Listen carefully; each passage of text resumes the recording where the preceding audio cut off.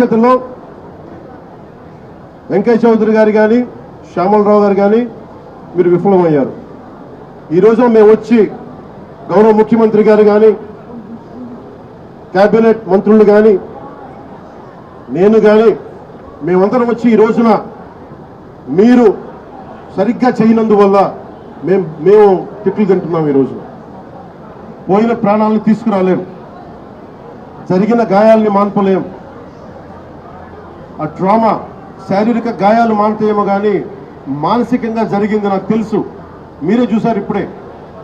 Crowd ఒకసారి వదిలేస్తే దానికి మైండ్ ఉండదు, దానికి అందరూ ముందుకెళ్ళిపోవాలి అని చెప్పి ఒక క్రౌడ్ మైండ్ ఉంటుంది. ఇది పోలీస్ శాఖకి తెలుసు.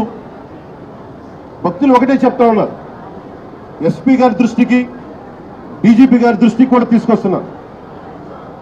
పోలీసులు హెల్ప్ చేసిన వ్యక్తులు ఉన్నారు, నలిగిపోతే రక్షించిన వాళ్ళు ఉన్నారు.